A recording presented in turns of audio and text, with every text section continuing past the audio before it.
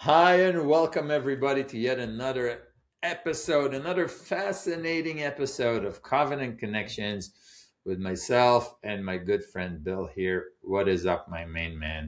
Hey, things are great. It's good to see you. What is our episode all about today?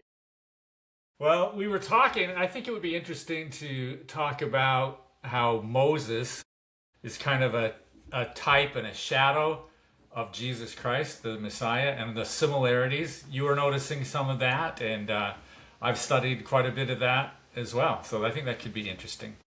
Beautiful. Yeah, so I'll share with you that I was going through and reading the book of Matthew, and I could not help but notice some similarities, and the ones that stood up, like in for me, yeah, I don't know if they are the correct ones, if there are additional ones, but I obviously saw that Jesus, just like Moses, as a child, had to be saved from a tyrant. In Moses' time, it was Pharaoh. In Jesus' time, it was Herod, and who ordered to kill the babies, which is a similar command. Then he had to be smuggled out of the country, I would say, right? And out of all the places to Egypt, just like Moses, Right. right? And then he comes back. Also, couldn't help but notice that he spent 40 days and 40 nights in the desert, right, in isolation. And Moses, obviously, 40 years in the desert. So the numbers are also kind of, and it's also interesting. I did not tell you this earlier, but I only found out what I'm about to tell you in I think it was like 2 or 3 months ago, and it's pretty profound. And most Israelis are not aware of this, and I'm not even sure the religious people are aware of this. The name Moses in Hebrew. So if you ask any person with a little bit of knowledge, what does Moses mean? In Hebrew, it's Moshe, right? And you sometimes call people Moshe, right? You might see some Israelis introducing themselves as Moshe. Moshe is Moses. Why is he named Moshe? Because in the verse, the daughter of Pharaoh, which pulls him out of the water, says, Min hamaim meshitihu. Moshe meshitihu. Meshitihu is I pulled him out of the water. It's interesting to see how it reads in your Bible, right? But the thing is, in Hebrew, when you have an action, somebody that the action is done upon him, like the book is taken, right? So you say taken, you know that the book is taken or grabbed or read, right? But the problem with the name Moshe, that it's active, which means he's taking, not taken, but taking. He's grabbing, not grabbed. So he's actually, the translation is pulling other people out rather than being pulled out. This is a sophistication that most Israelis are not aware of unless you actually draw their attention to it. And then they're going to go like and say, you know what? Yeah, that's what it means. Because we are always taught that his name was because he was pulled out of the water. But the literal translation of how it's read is he's going to be pulling others. By pulling others, it doesn't mean from the water. It could be from trouble or from Egypt. It could be from that. So it's Well, fascinating. one thing that we know is names are very important to God, and He doesn't make mistakes about them. They're relevant, they're important, and He foresees it. And especially in Hebrew, they have meaning, and I think that's I can tell you, I shot a video about this specific subject, and when I told the story, my followers went berserk. Like literally, people would go like, I've never paid attention to that. That is so smart, so true, amazing. that is amazing. Yeah. So it also resembles in a way. Jesus in Hebrew is Yeshua. Yeshua is salvation, right? So it's also kind of an active term. Fascinating. Yeah, I don't think that's a mistake either. probably So, not. So shed some light on this Moses Jesus correlation. we've talked about before how in the Church of Jesus Christ of Latter-day Saints we have some additional scripture that was actually a book of Moses. And in there's a passage that where Moses is talking about the Messiah that's going to come. And he says, he will raise up a prophet like unto me, like unto Moses, that would deliver the people from sin and from death and all of that. So Moses, and this is true of many things in the Old Testament. When I say type and shadow, it's like what happened to him is a representation for them to look forward to what was going to happen with the Messiah. I don't think there's any mistake in those similarities. Like you said, the babies being ordered to be put to death, the fleeing, the escaping, the 40 days. And it's interesting too that the miracles that occurred. Because Moses obviously is the greatest account, other than Jesus, we have of a prophet performing a lot of miracles. Of course, Elijah did as well, and there's some different ones, and they all do. But Moses is probably the most significant one that we talk about. And from what I understand, even the miracles that Moses did had a lot of symbolism as far as how they related to the creation and how they related to different things. And again, not by chance. And if you think about it, the last one before they left Egypt was that the firstborn son would perish. And that is a type and a shadow of Jesus Christ as well. Jesus Christ is the only begotten, the firstborn son of the Father. And he was then sacrificed.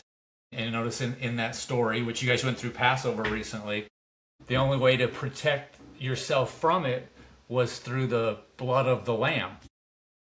And the lamb is a representation of Jesus Christ as well, the Lamb of God.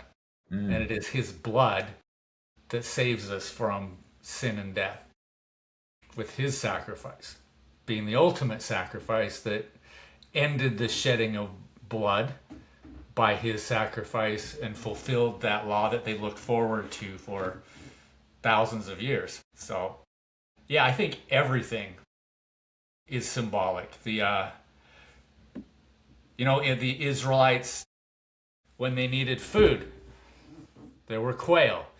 There was manna that was provided miraculously. We see the same thing with Jesus providing bread and fish and feeding the thousands, and the healing. When people were bit by the snakes, they were healed by looking to that staff, which is symbolic of looking to Christ in order to be healed. So, we could go on and on about. Wow, those are many references. I have to just give a side note that the staff and the metal snake on it is the symbol of our medical corps, which I belong to. So I basically carry it on my uniform every time I go back to service. Yeah, it's interesting because a lot of people get confused about that because most of us would say that the snake is more a representation of Satan, from the garden that tempted him, the serpent, right? But you guys believe that the snake was Satan, or is it just the snake in the Garden of Eden was a representation of Satan? Yes, was a representation of Satan. Yeah. Now, whether he was an actual snake or just defined as cunning like a snake, not an expert on that. But from what I understand, that snake on the staff was a representation of Christ. So it's not, the snake doesn't always represent evil, right? It was the deliverance. It's So, interesting. Interesting. yeah. So, what is the explanation? Because I know numbers and not only names, the numbers are also always representative of something. Correct me if I'm wrong, but the miracle of feeding the people happened twice, right? Yeah. Once they had like 5 loaves of bread and 2 fish, and it fed 5,000 people, and then 12 loaves of bread were left. Am I correct with Yeah, something like that. Yeah. You said yeah. that I think it was 5,000 and 3,000. I could be wrong about that number, but yeah, there was at least twice that that Yeah, happened. but the numbers were different the second time. Yes. Is there an assumption or a representation or some sort of a scholarly debate on why is that or what does it mean?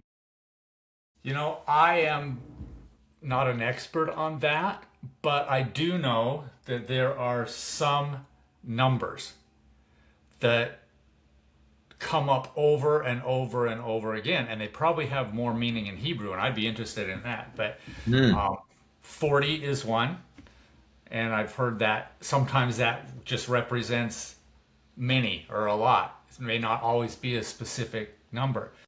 The number seven Yeah, is yeah, pretty common, and that's what is that? Perfection in Hebrew. The number 12 is also another important number with the 12 apostles and different things like that. And if you think about it, 5 loaves and 2 fishes is seven, 12 loaves. Seems to be the same numbers that come up over and over and over again.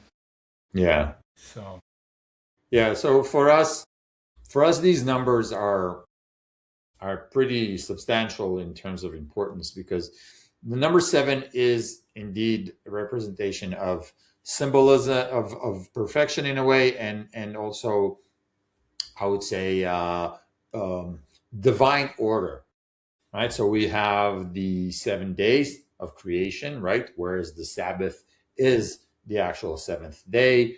We have something which I don't know how it translates to English, but every 7 years you have to stop working the land. right. Is there a term for that in Yeah, English? leaving the field fallow, I think is what they call it.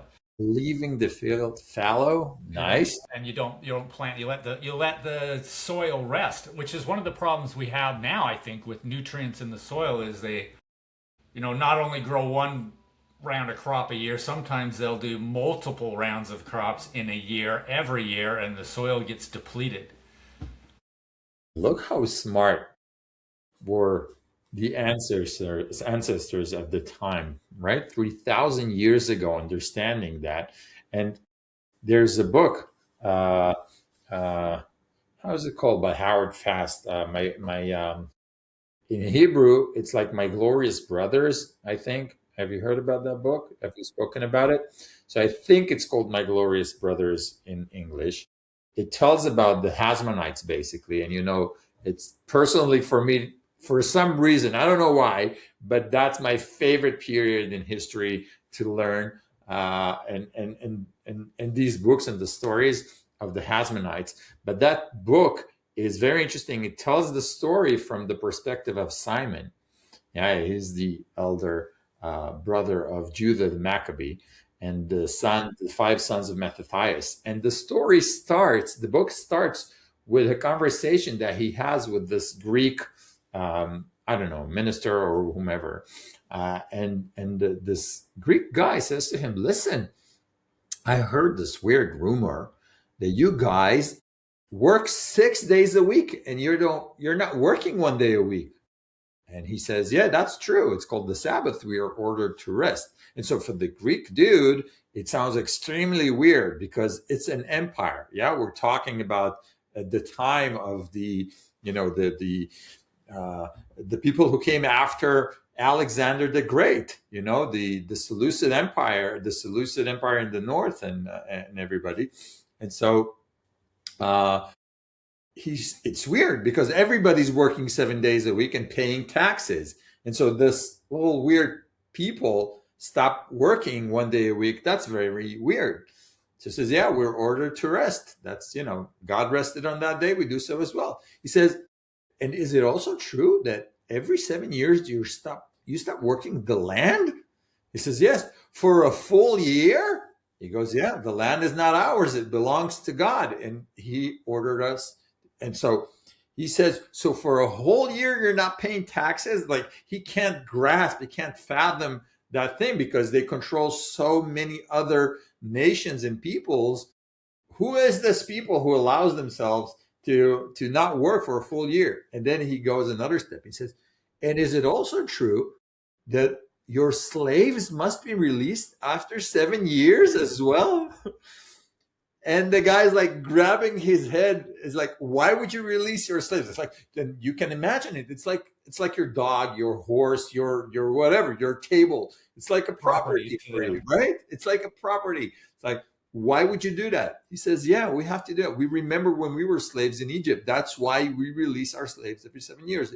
And the guy says, I can't believe it. You know what? Take me to your temple. I have to see your God. And he goes like, no, we don't have a statue or a picture of a God. That's also for me. We can't see him. It's like, are you crazy? You're nuts. It's like, and every time I talk about the story, I use it and pivot to the world of anti-Semitism to kind of explain that, being different is considered weird. And in the time of the Greek Empire was problematic because you're not willing to pay the taxes because you're not working and you're willing to die for whatever you believe. That's freaking weird. And that's why Antioch, at the time of the Hasmonetes, said, no way, you are not going to be Jewish anymore. There's no such thing. And so these people had to fight this thing. That's the story. So this number 7 is completely divine in so many holidays that we have. And yes, it's very sacred. And so is 12, the 12 tribes. The priests had this 12. plate Yeah. with 12 gemstones, I think it's called in English, right? Is it gemstones? And 40 days of the, was it in Noah's flood? I think it was 40 days 40 as days well. and 40 nights. Yeah. Yes. Flood, 40 days and 40 nights of fasting, 40 years in the wilderness. And I think also Moses, when he went up Mount Sinai to get the plates, I think it was also 40 days. Yeah. And you mentioned Elijah. He also spent 40 days in the desert. Yeah. God said that his people would be a peculiar people. I think he picked the right word, Everybody's I tell you, there's another interesting story about this. We're not going to go into that, but of course, anti-Semitism is on the rise again, and a lot of people are using the term "chosen people" to come against us and say, you know what, you claim to be God's chosen people, and the term "chosen people" is extremely arrogant. Like it's something that's, I would say, inconceivable. Like nobody wants to be the teacher's pet or favorite student as chosen. And the problem is that I think people misunderstood the term chosen, because I heard this lecture by this lady, and she says, this one girl told her, you're the chosen people. And what do you think you're the chosen people? And she asked her, chosen to do what? What do you think we're chosen for? And she told her, well, you probably think you're the only one chosen to go to heaven. No. No, no, no. Oh, no. You don't get it. You understand what a covenant means? Yeah. So, so we look at the term chosen as chosen to do the hard work, yes, and fulfill all these commandments. This is something where our history becomes very similar. Because in the Church of Jesus Christ of Latter-day Saints, which we believe is a restoration, right? The people, when they were persecuted, just like the Jews were, and run out of cities, and they'd settle in a new area, and they would say things like, yeah, we've been chosen. We're chosen people, and God's with us, and we're going to do this. Oh, boy, the people in the area, they didn't take kindly to that. And, and some of them were probably arrogant about it. People are people. But I think even people who understand they are chosen misunderstand what that means to be chosen. I was thinking about the Sabbath day that you were talking about because, the scriptures, in Exodus, it talks about how the Sabbath will be a sign between you and God. It is a very important way that we show God that we honor Him, and He expects us to do that. And it's interesting, this is my perspective, but you see what the world does with that. And I would say the forces of evil trying to destroy that, because if we look at what happens on what we have for the Sabbath day, it became the biggest day for sporting events, which takes people away from the worship of God. It becomes the biggest shopping day. Wow. And, it's interesting. And then you look at things like, and this is not a plug, but like Chick-fil-A, which is not open on Sundays. And yet they're only open 6 days a week, but they're the number one fast food franchise in the United States. How does that happen? I think God honors those who honor His Sabbath. So we've spoken on a previous episode about the fact that Christianity marks Sunday as the important day of rest. And if I recall correctly, you mentioned that was the day of resurrection, right? But my question for you is, the Ten Commandments explicitly talk about the Sabbath. Yes. How do you reconcile this? How do we reconcile that? Only that, 1 in 7 is 1 in 7. So every seventh day we rest. We believe that the Lord said on the Lord's day is the day set aside for worship. So to me, it's because God revealed it in the last days that it would be the seventh day. Oh, so okay. So you say the Sabbath is basically Sunday. It's not the actual Sabbath that counts. It's the seventh day, which is Sunday, and every Sunday is the seventh day. Correct. Gotcha. All right. So yeah, I think the day of So the week. for us, it's going to be practically impossible to adapt such interpretation, because in Hebrew, the seventh day for us is called the Sabbath. We cannot apply it to every other day, because the Yeah, Sabbath that is mentioned in the Bible is yeah, is and I named think Sabbath. we talked about it before, but the members of our church that are in Israel, they have the Sabbath on Saturday Yes, yes. there. But So but that was from a technical perspective, from the fact that everybody's is shut down on Sabbath, not because they yeah, chose to do so. it's Although that you also mentioned another denomination that Seventh Day decided. Adventist. Yes, exactly. So I Yeah, remember one. Yeah. it's interesting. There are lots and lots of good people in the world, and they sometimes find certain principles that they attach to. And it's interesting that a lot of the names of churches are actually based on their particular unique belief, or what they figure is the important one, like the Baptists, the Seventh Day Adventists, the Methodists. They think that, for example, the Methodists believe the method of things is super important. The Baptists think the baptism part is super important. They believe all the other stuff as well, but that is kind of what they focus on. And I think for the Jewish people, I would say it's probably the Sabbath is what differentiates them more than anything else. And I would say here in the Church of Jesus Christ of Latter-day Saints, it's what separates us as well, because we actually hold on to the Sabbath, Sunday, and believe that it is the Lord's day, that we shouldn't work. But if we work, it's the Lord's work. That's what the day is for. So And no one is working, like, I would ask it differently. Is it forbidden to work on Sunday, or is it just a customary?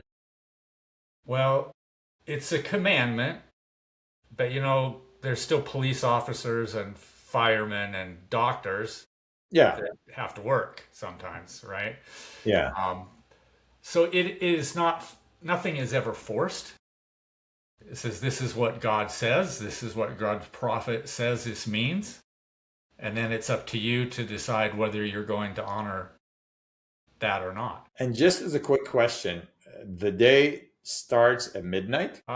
Yeah, well, most of us would say it's midnight to midnight, whereas you would go sundown to sundown, right? Yes, that's why I'm asking, because that's also something that, differentiates us in how do you count the days?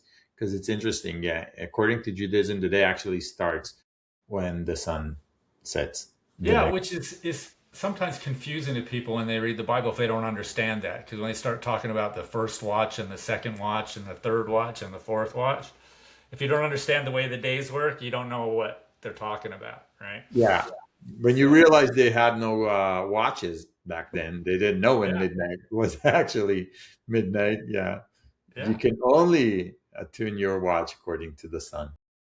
yep. That's interesting. Yeah, and the moon, of course. So yeah, so I think it's fascinating. And so, do you guys? Where is the Ten Commandments in terms of defining the basic rules to adhere to? Is it like considered just another commandment, or is it like the most important ones? They are certainly foundational commandments. Jesus didn't get rid of those when he came. He did say that there were two laws that are the greatest of all laws. And he said that was to love the Lord your God with all your heart, might, mind, and strength, is the first one. And the second is to love your neighbor as yourself. But if you think about that really and understand it, all of the Ten Commandments are incorporated in those two phrases.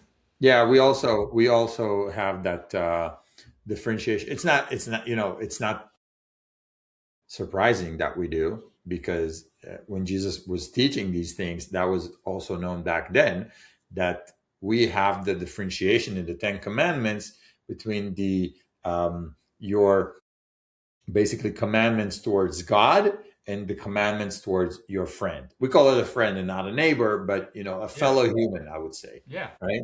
So we know this differentiation. So when he said these two, it's based upon something that it's inherent in the Ten Commandments. yeah. I don't think there's a coincidence to the order, you know?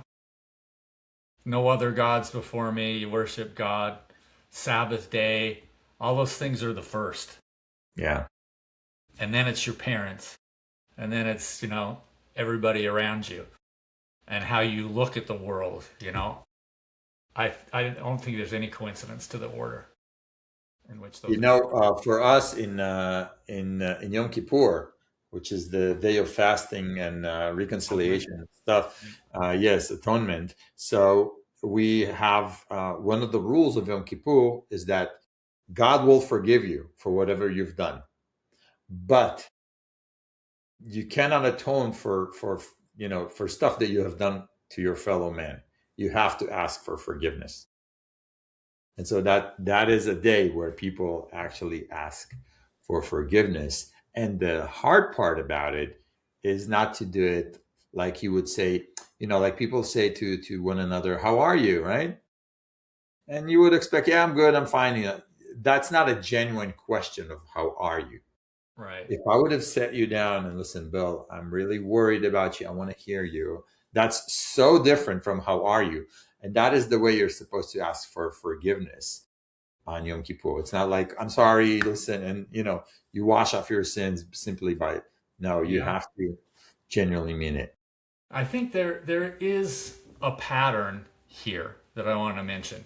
If we go back to the feeding of the people, 5 loaves and 2 fishes, what we learn there is we bring what we have, whatever that meager offering is, to God, and He can multiply that to be what we need and more. And I think that is true in forgiveness and atonement that we're discussing here as well. We bring to God what we can, right? So the things that we've done ourselves, we bring to God. The things that we have injured other people, we do what we can, and then God will absolve the sins upon us, which you can't do that ourselves, because what does he say? I mean, it doesn't matter whether the other person accepts your apology or it's that you changed your heart, and therefore God changes you, right? And I think that's a beautiful, beautiful concept. We can never do it by ourselves. I think there's also a correlation if we look at the magnitude of sin, right?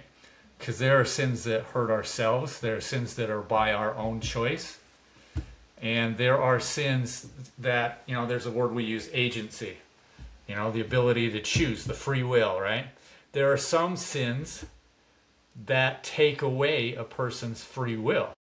Another person's. If you murder somebody, you have taken away their ability to choose anything else in their mortal life. That's a serious sin. That's not our place to decide for someone else when those things will happen. Same thing with like rape or adultery, you can't give that back like you can a coin that you stole, right? And so those become more serious. And, in the Bible, they were very serious, those types of sins, right?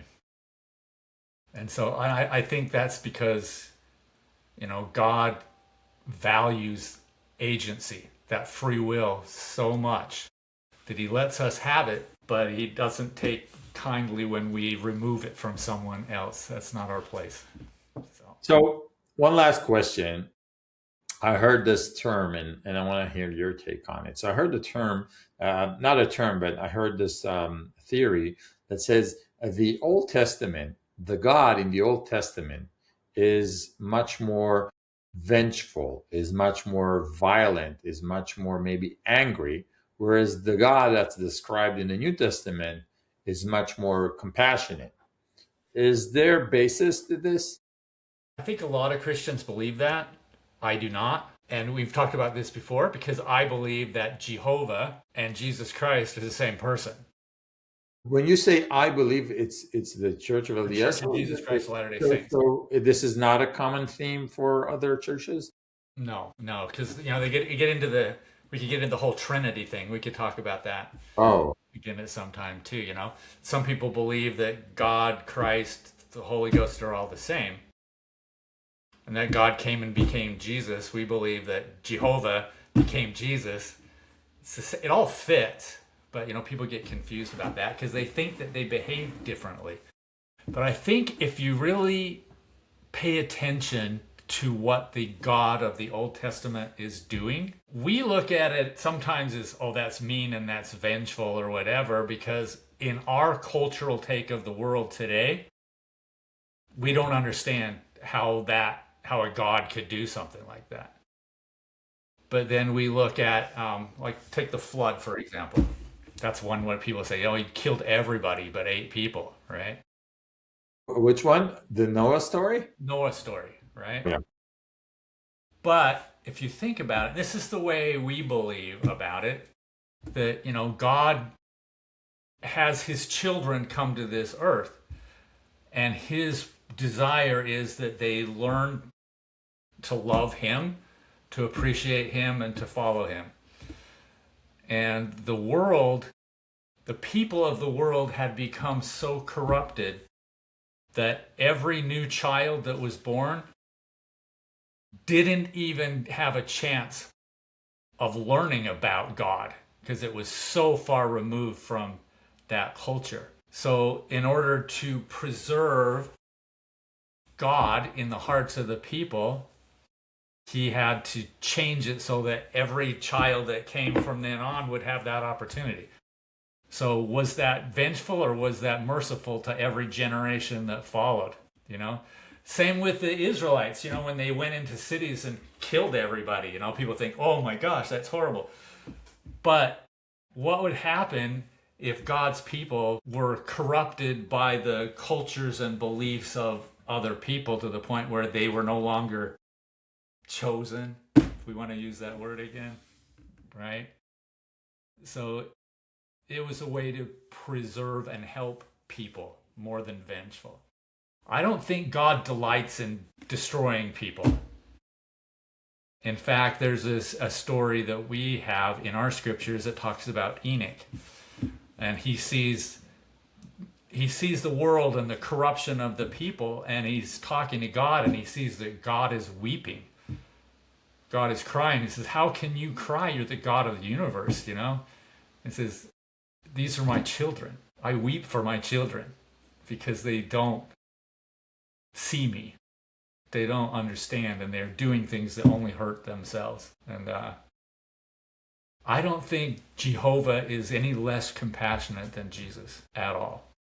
But we have to understand context and really, really read into it and understand, how would this be a merciful God? And you can find it. That's definitely a point for thought right there, food for thought. I think this was a wonderful episode. I have to be honest. I think it went great.